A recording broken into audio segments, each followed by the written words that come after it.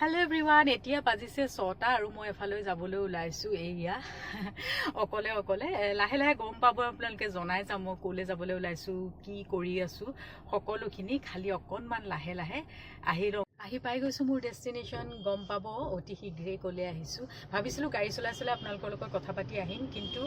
ঘটনাটো হ'ল কি কেমেৰা ধৰি দিয়া মানুহ নাই যে গতিকে এহাতে গাড়ী চলাই এহাতে কেমেৰা ধৰাটো পসিবল নহয় মোৰ কাৰণে